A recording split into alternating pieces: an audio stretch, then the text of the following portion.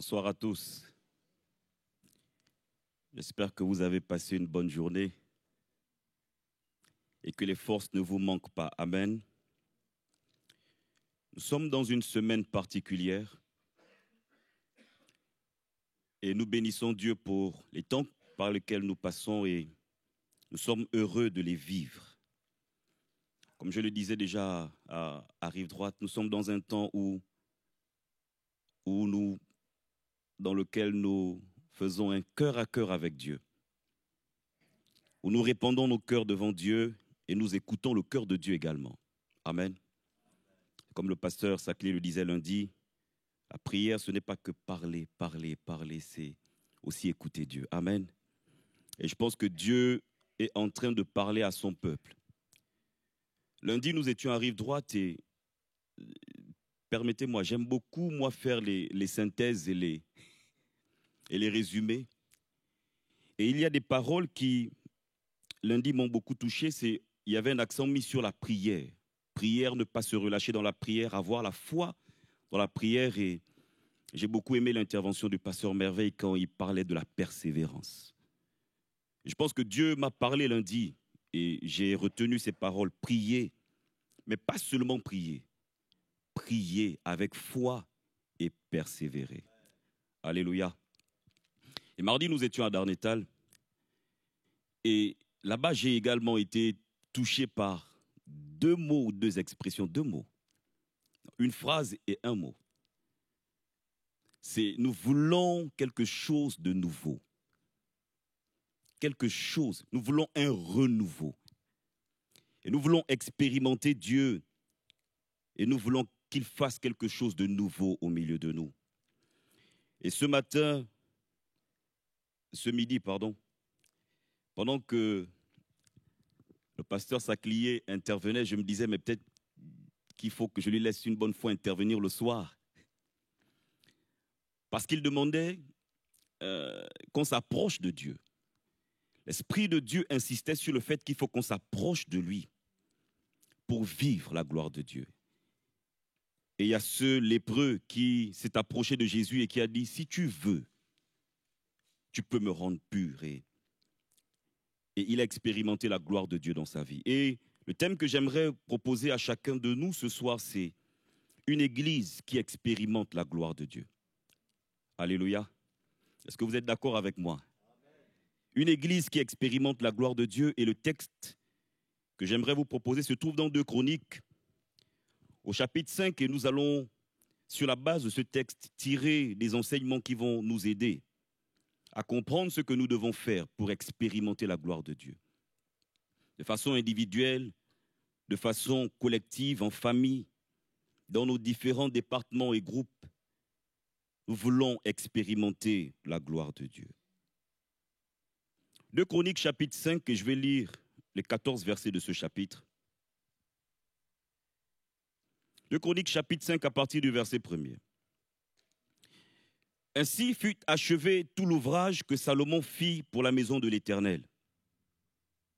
Puis il apporta l'argent, l'or et tous les ustensiles que David, son père, avait consacrés et les mit dans les trésors de la maison de Dieu.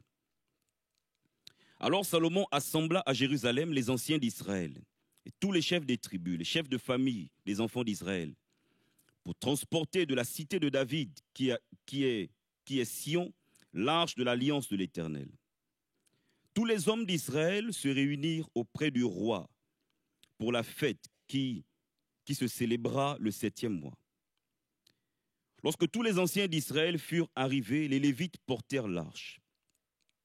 Ils transportèrent l'arche, la tente d'assignation et tous les ustensiles sacrés qui étaient dans la tente. Ce furent les sacrificateurs et les Lévites qui les transportèrent.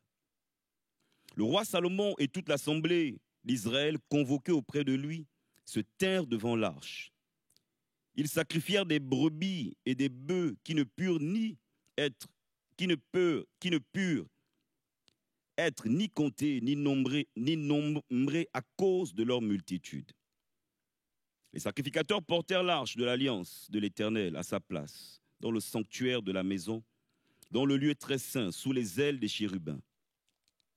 Les chérubins avaient des ailes étendues sur la place de l'arche. Et ils couvraient l'arche et les barres par-dessus. On avait donné aux barres une longueur telle que leurs extrémités se voyaient à distance de l'arche devant le sanctuaire, mais ne se voyaient point du dehors. L'arche a été là jusqu'à ce jour. Il n'y avait dans l'arche que les 2 tables que Moïse y plaça en Horeb, lorsque l'Éternel fit alliance avec les enfants d'Israël à leur sortie d'Égypte. Au moment où les sacrificateurs du lieu saint, car tous les sacrificateurs présents s'étaient sanctifiés sans observer l'ordre des classes. Et tous les Lévites qui étaient chantres, Asaph, Hénan, Jéduthun, leurs fils et leurs frères, revêtus de bissus, se tenaient à l'orient de l'autel avec des cymbales, des luttes et des harpes, et avaient auprès d'eux 120 sacrificateurs sonnant des trompettes. Et lorsque ceux qui sonnaient des trompettes et ceux qui chantaient, s'unissant d'un même accord pour célébrer, pour louer l'Éternel, firent retentir les trompettes et les cymbales et les autres instruments et célébrèrent l'Éternel par ses paroles, car il est bon, car sa miséricorde dure à toujours. En ce moment, la maison de l'Éternel fut remplie d'une nuée. Les sacrificateurs ne purent y rester pour faire le service à cause de la nuée, car la gloire de l'Éternel remplissait la maison de Dieu. Est-ce qu'on peut dire amen à la parole de Dieu? Désolé pour cette longue lecture. Mais vous savez, nous sommes un peuple qui aspire à voir de grandes choses, qui aspire à voir Dieu se manifester. C'est vrai que nous aimons la présence de Dieu, mais je pense que nous aimons encore plus que Dieu se manifeste. Vous savez, Dieu peut être au milieu de nous, et je crois que Dieu est au milieu de nous. Mais ce qu'on attend, c'est que Dieu se manifeste encore plus au milieu de nous. Et vous allez voir au travers de ce texte que la manifestation de la gloire de Dieu n'est pas le fait du hasard, mais des cœurs disposés peuvent attirer la grâce de Dieu. Des vies disposées. Un peuple qui s'attend à recevoir de Dieu peut attirer la manifestation de Dieu. J'aimerais d'emblée donner quelques points importants. C'est qu'aucun homme ne peut contrôler la gloire de Dieu. Aucun homme ne peut contrôler la manifestation de la gloire de Dieu. Même si nous sommes saints, même si nous sommes intelligents, même si nous sommes expérimentés, même si nous avons mis du temps dans la maison de Dieu, même si nous sommes pasteurs établis, consacrés, certifiés, agréés, aucun de nous ne peut contrôler la manifestation de la gloire de Dieu. Dieu est jaloux de sa gloire et il ne partage sa gloire avec personne. L'autre chose, c'est que quand Dieu manifeste sa gloire, le peuple est souvent dans l'étonnement.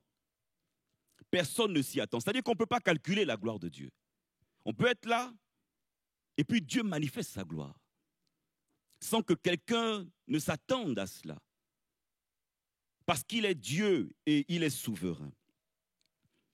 Un autre point important lorsqu'on parle de la gloire de Dieu, c'est que très souvent, ou le plus souvent, lorsqu'on regarde, que ce soit dans la Bible ou dans les expériences humaines, quand Dieu manifeste sa gloire, quand la gloire de Dieu est là, souvent le peuple s'incline et reconnaît la grandeur de Dieu. Et la crainte de Dieu s'empare des cœurs. Vous savez, moi j'ai vu, on était dans une réunion publique et on était plusieurs églises et on participait à une grande réunion publique d'évangélisation. Il y avait des prédicateurs, les pasteurs Assemblée de Dieu et d'autres églises étaient ensemble. Et c'était une bonne réunion. Et il y a un paralytique qui est entré, un impotent, avec les 2 pieds hors d'usage. Permettez-moi l'expression. Vous savez, le prédicateur a demandé à ce qu'on emmène le paralytique devant. Je pense que dès cet instant, plus personne n'écoutait son message. Tout le monde s'attendait à voir ce qui allait se passer. Moi, j'étais quelque part au fond de la salle. Je n'écoutais plus ce qu'il disait. Et ensuite, il a demandé au pasteur de descendre pour qu'on prie pour ce paralytique. Les pasteurs sont allés simplement. Ils ont imposé les mains aux pieds de ce paralytique. Et puis, il y a un qui a dit, lève-toi. paralytique s'est mis debout et moi je me suis mis debout également. Et une bonne partie de la salle s'est mise debout. Et là, je n'ai rien vu, je n'ai pas vu la nuée. Mais la gloire de Dieu est descendue dans la salle. Les gens ont expérimenté quelque chose ce jour-là. Ceux qui étaient possédés étaient délivrés. Les malades étaient guéris. Les inconvertis étaient à genoux. Il y avait un inconverti que j'avais invité à côté de moi. Il a confessé ses péchés. Moi, j'avais donné ma vie à Christ. Je suis rentré chez moi à pied. Mais ma vie a défilé devant moi. J'ai passé toute cette nuit-là à demander pardon pour mes péchés. Même des péchés que je n'avais pas commis. Mais la crainte de Dieu s'était emparée de mon cœur. Quand Dieu manifeste sa gloire, tout le monde s'incline. Tout le monde reconnaît qu'il est Dieu. Et nous sommes une église qui veut expérimenter la gloire de Dieu. Je ne vais pas revenir sur l'importance du temple ou pourquoi il a été construit. Je pense que plusieurs d'entre nous le connaissent, mais David a eu la pensée, finalement c'est Salomon qui construit le temple. Et le temple est grandiose, il est somptueux, il est achevé. Et il faut maintenant ramener l'arche de l'Alliance dans le temple. L'arche était baladée depuis le désert et arrivée. Là, il fallait maintenant qu'il soit dans le temple à Jérusalem. Et c'est là l'histoire que nous venons de lire. C'est le temple est achevé. C'est ça le contexte de l'histoire. Et maintenant, on emmène l'arche dans le temple. On offre des sacrifices et on laisse et on s'attend à Dieu. Mais ce que je réalise et les points que je voulais faire remarquer dans ce contexte, c'est que personne n'est distrait. Lorsqu'on lit soigneusement chaque verset, personne n'est distrait. C'est comme si la crainte de Dieu s'était emparée de tous. Ils respectent les instructions de Dieu. Ils font ce que Dieu veut. Ils sont tous concentrés. Et quand je vois leur état d'esprit, je me suis posé la question de savoir qu'est-ce qui a fait ou qu'est-ce qui a pu faire en sorte que Dieu se manifeste. Parce que si Dieu s'est manifesté, si la nuit est descendue, ce n'est pas le fruit du hasard. Et je l'ai dit au départ. C'est que quelque chose s'est passé ou que des éléments ou des principes ont déclenché cela. Et j'aimerais partager ces quelques principes avec vous ensuite. Je conclurai et nous allons prier. Quelques principes pour attirer la gloire de Dieu au milieu de son peuple sur la base de ces textes. C'est qu'il y a eu, à mon sens, et selon ma lecture et selon ce que je vois, il y a eu des facteurs déclenchants. Il y a eu des principes qui ont favorisé le fait que Dieu descende. Le peuple a fait quelque chose, le peuple s'est comporté d'une manière qui a fait en sorte que Dieu se sente à l'aise où Dieu décide de descendre. Et le premier principe que j'aimerais vous proposer, c'est être dans la présence de Dieu. Être dans la présence de Dieu. Le peuple est dans la présence de Dieu.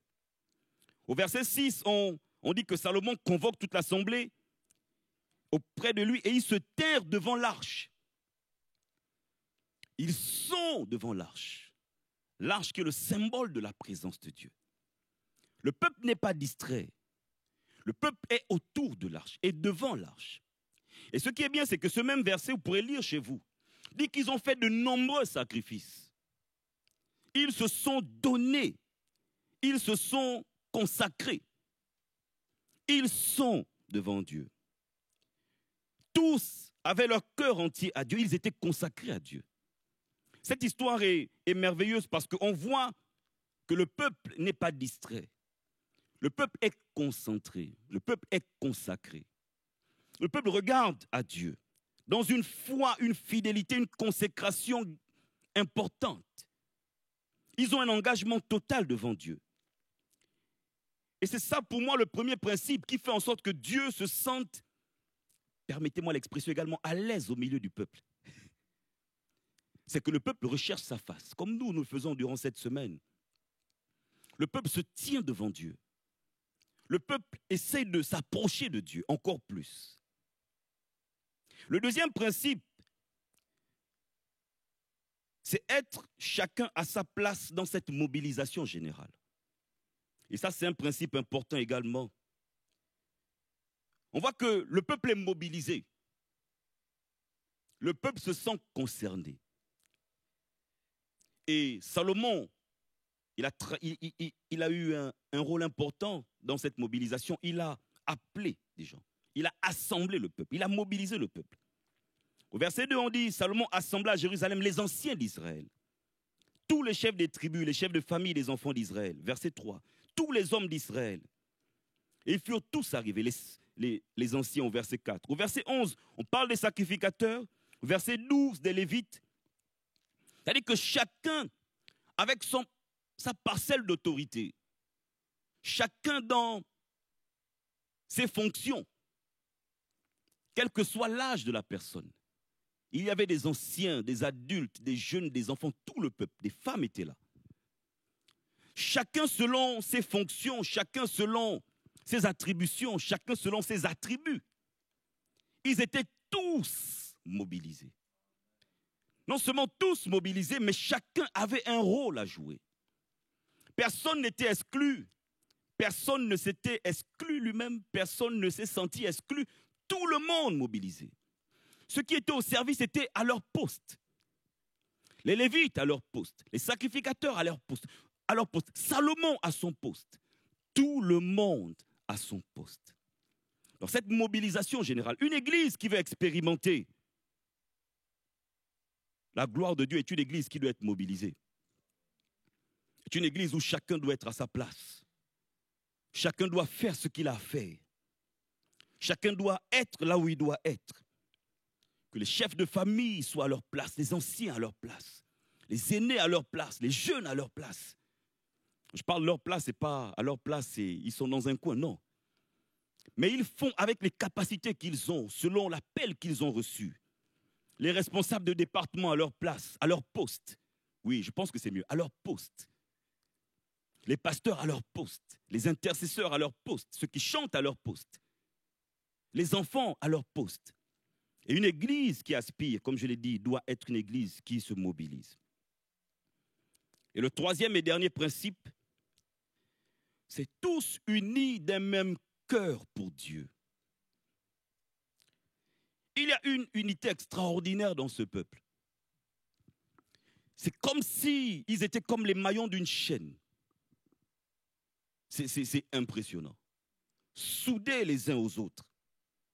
C'est-à-dire que chacun savait qu'il fallait qu'il reste là. Chacun se sentait important. Chacun se sentait à sa place. On n'avait pas besoin de mobiliser. C'était un appel et chacun savait que ma place est là. Ma position est là. Tous unis, d'un même cœur. Au verset 6, on dit, Salomon assembla toute l'assemblée d'Israël. Au verset 11, il est dit, au moment où les sacrificateurs sortirent du Saint-Lieu, car tous les sacrificateurs présents s'étaient sanctifiés sans observer l'ordre des classes. Ça, c'est magnifique. Pour les lecteurs de la Bible, cette phrase, cette précision de l'Esprit de Dieu dans ce texte est magnifique. Sans observer l'ordre des classes. Ça veut dire que quand le peuple est uni pour la cause de Dieu, on ne sait plus qui est pasteur, qui est ancien, qui est femme de pasteur, qui est diacre, je pense que les diacres et les diaconesses, je ne sais pas si ça existe ici, mais qui est responsable. Tout le monde sanctifié, uni d'un même cœur. Je pense que c'est dit plus tard. Au verset 13, ceux qui chantaient des trompettes étaient s'unissant d'un même accord pour célébrer l'Éternel. Il y a des phrases fortes. Car il est bon, car sa miséricorde dure à toujours, tous ensemble, ils chantaient. La Bible dit, c'est une conséquence. En ce moment-là, en conséquence de cela, la maison de l'Éternel fut remplie d'une nuée. Parce qu'ils ont observé les trois principes, mais je pense qu'il y en a d'autres qu'on peut sortir de ce texte.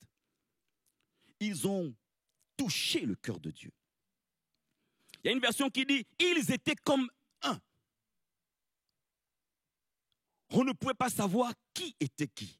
Ils étaient comme un, le peuple mobilisé. L'unité du peuple. Et il y avait comme une unanimité. Vous savez, moi je ne suis pas français, mais entre unité et unanimité, je pense que ce sont deux mots qui peuvent avoir des nuances différentes. Mais il y avait unanimité, accord. tous étaient ensemble. Et une église qui veut expérimenter la gloire de Dieu doit aspirer à cette profonde unité, malgré ses différences. Je vous vois tous là, c'est tellement beau de voir autant de différences. Mais louant un seul Dieu, d'un même cœur. Nous voulons expérimenter la gloire de Dieu au milieu de nous. La nuée est descendue, mais elle est descendue parce que c'était la conséquence de leur état d'esprit. Dieu les a surpris. Chacun était à la tâche, les chefs de famille, les aînés, les adultes, les jeunes, les enfants, chaque composante du peuple, et on peut l'étendre à l'église, chaque famille. Tout le monde avait son rôle à jouer. Chacun avait les regards tournés vers le Seigneur, et la nuée est descendue. Quand Dieu va les voir, pendant qu'ils louent, Dieu va voir un bloc.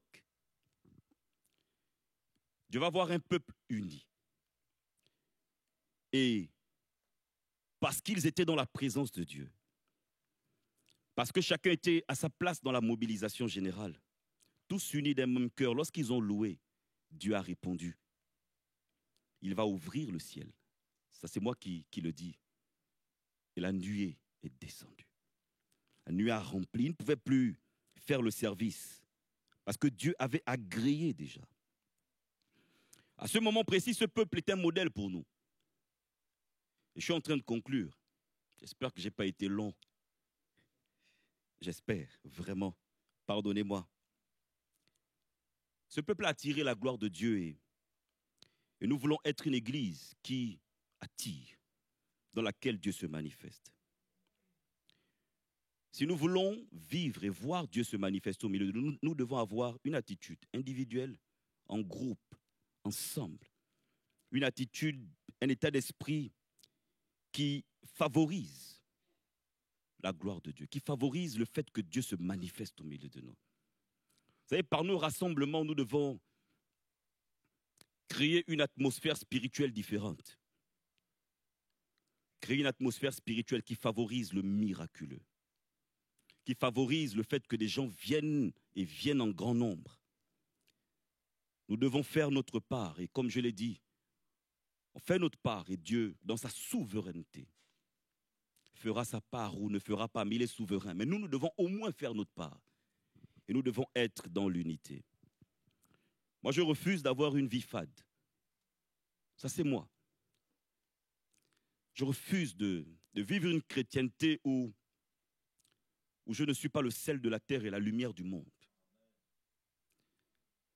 Souvent, je priais et je disais à Dieu, je le fais de moins en moins, je pense parce que j'ai un peu grandi. Je disais à Dieu, si tu m'as appelé au ministère pour que mon ministère soit vide et fade, laisse-moi repartir travailler. J'étais dans un emploi en tant qu'ingénieur, tu m'as sorti de là.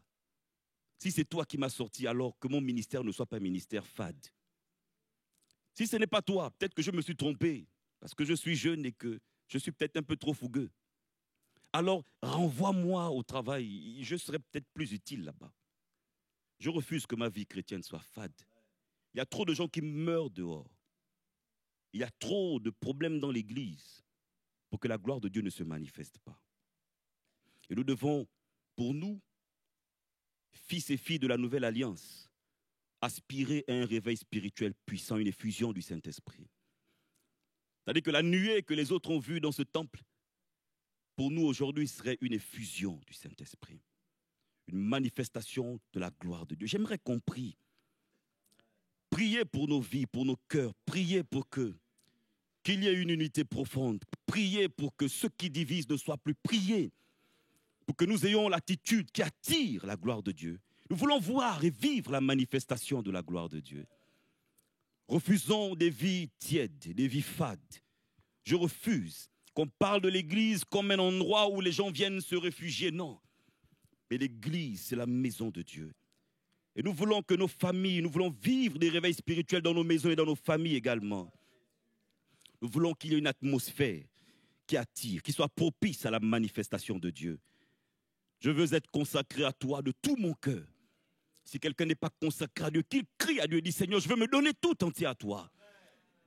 Parce que nous voulons créer au milieu de nous une atmosphère, créer cet environnement où Dieu trouvera sa place et il pourra faire ce qu'il veut, selon son bon vouloir. Alléluia, Seigneur. Oh, nous sommes devant toi, Jésus. Alléluia. Viens toucher nos cœurs, Père. Viens nous aider à vivre quelque chose de différent et de nouveau. Seigneur, nous voulons qu'au milieu de nous, Seigneur, il y ait une atmosphère, ô Dieu Tout-Puissant, qui favorise ta présence et ta manifestation.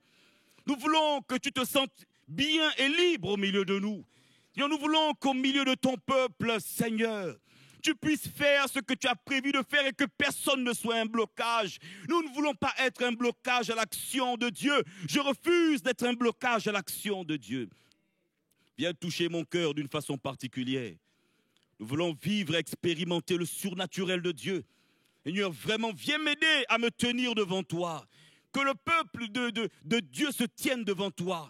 Nous voulons chacun être à sa place et nous voulons nous unir d'un même accord, d'un même cœur pour les intérêts de Dieu.